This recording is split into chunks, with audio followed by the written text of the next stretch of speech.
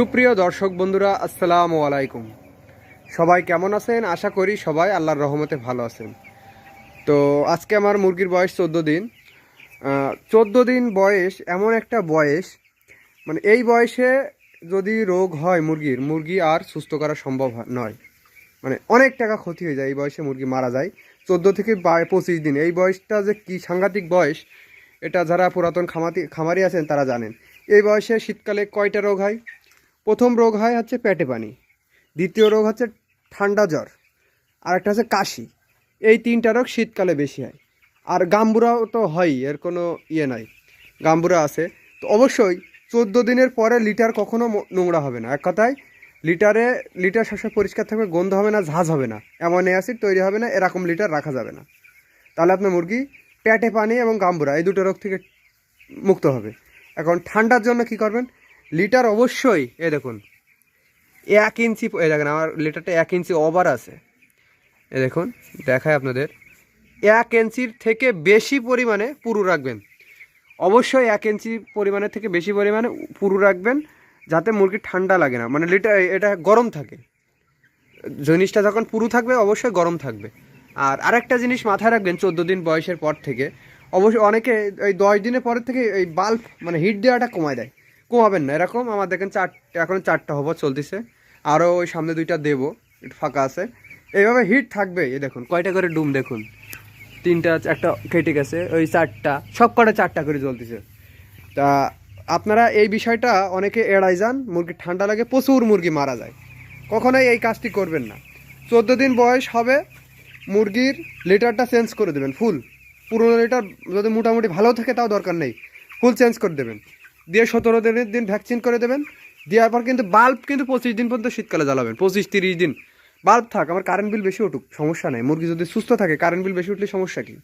এই বিষয়গুলো আপনারা মাথায় রাখবেন। আর 14 দিনের পরে কিন্তু মুরগির আমশায় রোগ হয়। আমশায় বিশেষ করে 15 দিনের দিন দেখবেন আমশায় রোগ। আমশায় বলতে আপনাদের একটা গু পাইলে আমি দেখাতাম, দাঁড়ান আমি এক্ষুনি দেখাচ্ছি। মুরগির সব থেকে বেস্ট পায়খানা হচ্ছে এটা। আরে দবাই দিল, এই যে এইটা মুরগির সব থেকে ভালো পায়খানা। এটা নীল, হালকা একদম গাঢ় নীল হবে, আগায় একটু সাদা। গাঢ় নীল বলতে পুরো গাঢ় নীল না, কিন্তু একটু ফিট কালার। এই দেখুন, এটা হচ্ছে মুরগির বেস্ট পায়খানা। এরকম পায়খানা যদি মুরগি ফেরে ভাববেন যে আপনার মুরগি ঠিক আছে। আপনার আরও একটা পায়খানা আমি দেখাই দিই। এই একটা পায়খানা সব থেকে ভালো পায়খানা, আমরা এটাকে বলে থাকি খামারিরা যারা আছি, ভালো পায়খানা। এটা হচ্ছে মল, আর এই যে আগায় সাদাটুকু ওটা হচ্ছে মূত্র, আমরা বলে থাকি।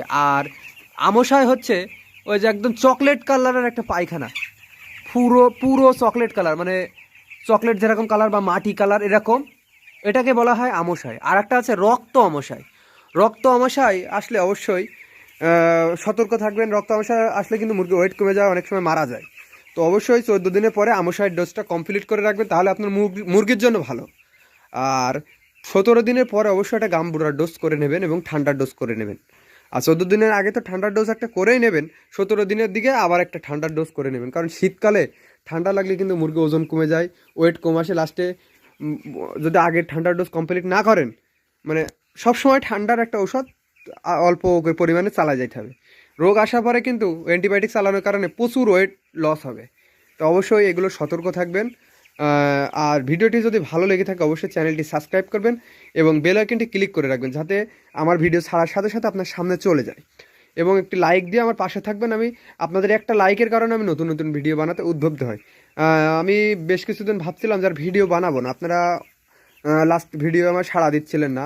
তা বলার পরে দেখলাম মাশাআল্লাহ, আল্লাহর রহমতে আপনারা সবাই এখন আবার মোটামুটি ভিডিও দেখছেন। তো অবশ্যই আমার পাশে থাকবেন, যাতে আমি ভিডিও বানাইতে পারি। আপনারা আমার যদি ভিউ না হয় তাহলে তো আমার ভিডিও বানায় লাভ নেই। তো সবাই ভালো থাকবেন, সুস্থ থাকবেন, ধন্যবাদ।